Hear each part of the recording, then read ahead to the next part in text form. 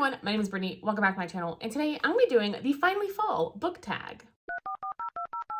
It's Brittany, bitch. I don't usually participate in book tags, so if you know me, you know that. It's also because I'm really kind of not in the know of what's going on in the booktube community all the time in terms of book tags, because book tags to me are, why is this giant fuzzy on my sweater? Look at this. Anyway, because they're just a bunch of book recommendations and things that I think about all the time. I usually focus on reading new books, but the sweet, sweet Shannon, she tagged me. And so I'm just gonna do it because I never do book tags. I might as well. I know it's a lot later than she did hers, but my work schedule just isn't really, it doesn't really work well with me filming longer videos, which is also why I think I like vlogs, specifically because I can kind of film in short bursts between my workday, which is very extensive, especially in Q4. I'm very busy at the moment. So the fact that I even got to do this at all, I'm pretty impressed. So let's get into the book tag. The first prompt is, in fall, the air is crisp and clear. So you need to name a book with a vivid setting. And for this, I'm deciding to choose The Hollow Places. I just read this book a little while ago, and this book is described as horror, but it's also fantastical and spooky and atmospheric. Kara, commonly called Carrot by her friends and family, has been recently divorced and moved back in with her uncle, who owns this really quirky museum. And while she's there and he's, out for knee surgery or whatever, she finds this really weird hole in the wall. And this leads to this other world. But it's basically the Narnia from hell. It is not a good time. It is very spooky. People have died there. They kind of meet other people who are stuck in this realm. It is very spooky and atmospheric and very fall-like. So if you're looking for a really kind of spooky, fantastical thing, I would definitely recommend. It definitely has a little bit of magical realism, but it didn't really bother me. I actually really enjoyed this and I gave it 3.5 stars, and I would definitely read other books by her. But this one specifically, it gave me the weirdest dreams too. I feel like it's one of those books that just, the vivid setting is vivid, which is why I chose it for this prompt. Duh. The second prompt is, nature is beautiful, but also dying. Name a book that is beautifully written, but also deals with heavy topics like death or grief. And for this, I'm going to choose Pet Sematary by Stephen King, which is maybe what I'd say is my favorite book by him. I gave this 5 stars. I'm obsessed with that. I'm also obsessed with the 1989 film, not the 2019 film. It's absolute trash and I hate it. Anyway, the 1989 version, love. I watch it every single time I can find it on anything online. And I absolutely loved the book when I read it. I've actually watched the movie before I read the book, but still an amazing experience. Basically, Pet Sematary deals with this family that moves to this new town, and the dad's a doctor, and something bad happens to their toddler. And they basically find this Indian burial ground, and when you bury things there, they come back, but not as they were. And this book just deals so much with grief and death and dying and not wanting to let people go. It is just so realistic in that terms, and it hits every time. It's just such a realistic thing to have happen. And I know that it's something that came from one of his fears. And I feel like the best books of his are the ones that come from his own fears, and he can just write them so well. And dealing with the grief is it's spot on. So if you're looking for something that's beautifully written that deals with grief, 100% recommend this book. And it's definitely a little bit chilling and shocking, especially towards the end. So if you like a good horror novel, I'd recommend it. The third prompt is, fall is back to school season. Share a nonfiction book that taught you something new. And for this, I'm going to use Stiff by Mary Roach. And this book is basically about cadavers. As you can see, I obviously have a theme with books I enjoy anyway. Mary Roach basically tells a story of what happens with our bodies after we're no longer using them, and what happens to cadavers, and what happens to bodies donated to science, and even some of the bad things that have happened with crematories, with not great reviews and the terrible things they've done with bodies. I think it's just really fascinating. I think it's also really cool seeing the bodies and what they do with science, and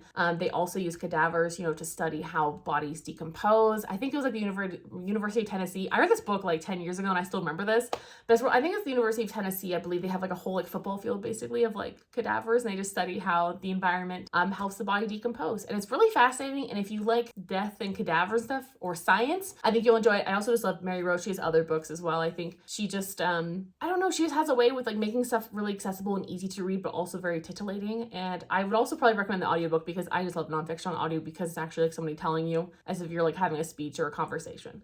And Stiff is one of my favorite books. I've recommended to other people as well so many freaking times, it's not even funny. So I'm gonna recommend it here. And for the fourth prompt, in order to keep warm, it's good to spend some time with people we love. Name a fictional family, friend group, or house that you'd like to spend some time with. And for me, I'm probably gonna say the Cullens from maybe Twilight. They were like the biggest family to me as a teenager, other than my actual family. Like I really like loved Alice so much. I feel like that was just such a cool world for me to live in as a teenager. It's still like stuck in my brain, and there's so many other worlds I definitely would not want to live in. So I'm gonna go with them, or I would go with the Brown family from the Brown Sisters trilogy. I just love them. I just feel like they would be a really fun time. So my teenage brain says the Cullen family, and then my adult brain says the Brown family. The fifth prompt is basically about showing us some fall colored spines. I am not taking books out of my fucking bookshelf that I've like just reorganized. I'm not doing it. So just imagine some beautiful fall colored spines of books right here. But also I don't own a whole lot of books that have like that color. I think there's like 2 of them and I haven't even read them yet. So I don't really know if I want to like show them to you. I don't know. So not doing number 5. Sorry about that. So the sixth prompt is fall is the perfect time for telling some stories by the fireside. So we need to share a book where someone tells a story within the book. And for this, I'm going to recommend The Starless Sea, which is basically a book within a book within a book, like constantly. It's kind of like the inception of books. And especially, it's basically in between each and every chapter, you're kind of getting other narratives and other stories of things that we don't know if they are real, or if they are real, if they have happened or they haven't happened. And they're kind of like, I'm going to say like fairy tale-esque. They're not at all like fairy tales, but it's that same kind of quality, like were they real, were they not real? And it kind of culminates all at the end. And this book is basically about like a magical underground library. And I think that that aspect was really cool. It definitely wasn't my favorite book, but I know that a lot of people love it. And I can see why, if you can get past the writing. For me, I just was really confused going between chapters of like this like magical fairy tale-esque telling and then the real world. And there was always like a new story. It wasn't like the same story. It was like different stories within the stories, and they all kind of connected, but they're just a little confusing for my taste. But this book definitely will give you, I think, also some really good fall feels. I feel like all the books I picked for this list anyway, I'm trying to give you some fall spooky vibes because the fall isn't over yet. I know we're going towards December, but it's still not winter until late December, so suck it up. The seventh prompt is the nights are getting darker. Share a dark, creepy read. And for this, I'm going to share Mexican Gothic. And this is very popular. It's very overhyped. It wasn't my favorite novel of all time, but I really enjoyed some of the creepy elements of it. It is definitely dark and creepy, and it's not what you expect. So basically, we're following Noemi, who is going to visit her cousin because she basically wrote a note being like, hey, like, something's wrong. And basically, urgent SOS. Something's kooky here, and her whole family's like, okay, you need to go after your cousin and see what the hell's going on. And then she basically gets stuck in this giant manor where there's some really weird shit going on. And for me, I had a problem with the writing. It didn't flow well for me, but like the creepy aspect and the horrific parts of this and the ending and what actually was going on behind the scenes was really disturbing.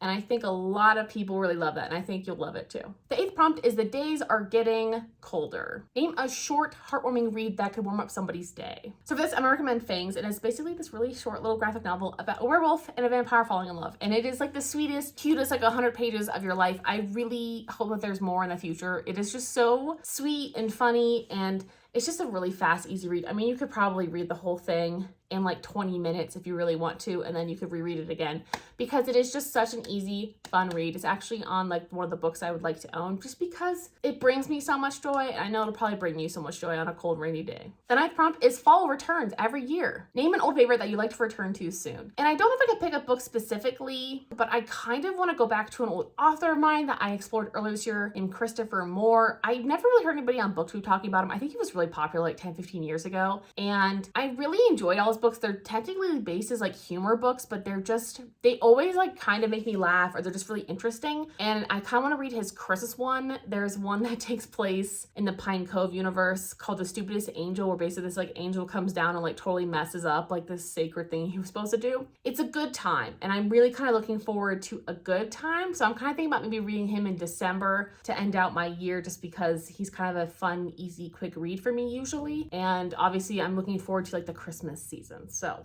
that's the favorite I've returned to is this author, I would suppose. And then number 10 is a prompt all about sharing my favorite reading accessories. I don't really have any reading accessories, to be quite honest. I have like 2 bookmarks, I use them the same all the time. I usually read on my lunch break if I ever take a lunch, which I usually don't anymore, honestly, because I don't really have time. Or I read at night, which is mainly what I do. My reading accessory, I guess, would be my Kindle. I have a Kindle Fire that I got from my dad. Probably one of the best gifts ever because I can finally like read arcs and stuff on it from Neck Alley, which was my initial problem because I used to have like a Nook. I don't know if anybody knows what a Nook is from Barnes & Noble. I really just aged myself a lot. So he bought me a Kindle Fire, and that's probably my biggest reading accessory other than I usually just read by that lamp over there, and that's like 99% of what I do. That's where I get most of my reading done. So those are my reading accessories, I suppose.